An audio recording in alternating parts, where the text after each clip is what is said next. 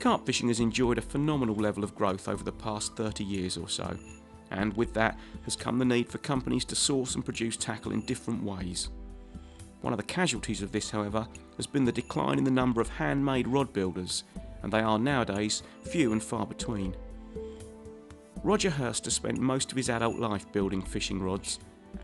I've been involved with Three Spirit for about 7 years now, gradually on a small scale at first, but since then it's progressed to what it is now, a full-time occupation. With Three Spirit expanding all the time, we felt we needed a large premises, and this one was offered to me. So we've spent a bit of time modernising it, and we're sort of growing into it now.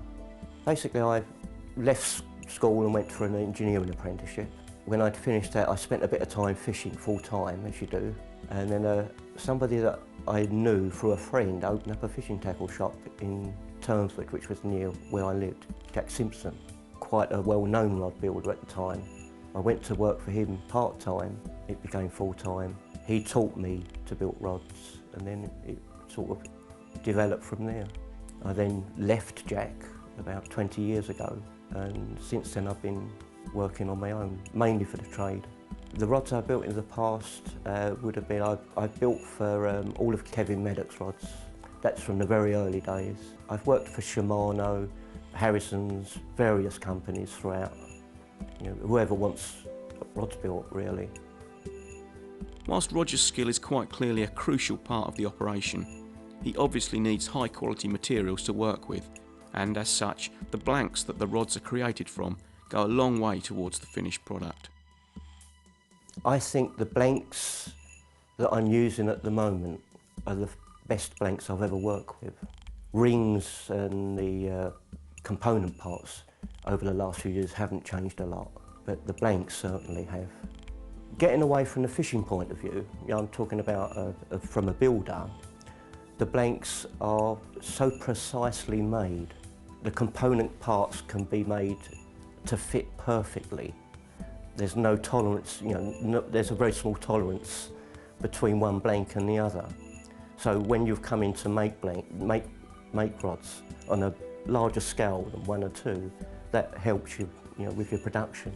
At the moment, we're making around about 50 to 60 a week. We're trying to make some more than that, but because we make them by hand, we've got limitations on, just how many we can make.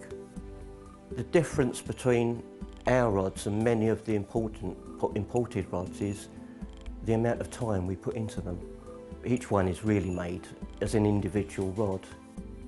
It's this attention to detail that many anglers like to see in their rods, that personal touch. So what is the secret of building a good rod by hand? And what does Roger think sets them apart from those that are produced on a larger scale? To build good rods, I think you have to have a good grounding. You have to have quite a few years' experience.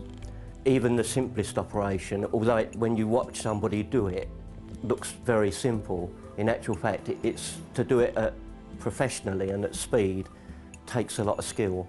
To make a consistently good rod takes skill. Some rod builders can make 2 or 3, 5 rods a week or so, but once you start getting up to 40 or 50 rods or 60 rods, to make that many rods as good as 1 rod a week, that's where the skill lies. The tradition of building rods by hand dates back many years, but economics dictate that it's a craft that's probably unlikely to make a big comeback in this country. But ironically, Roger is busier than ever and has plenty enough to keep him going. So maybe, just maybe, what we thought was something of a dying art may be making something of a comeback.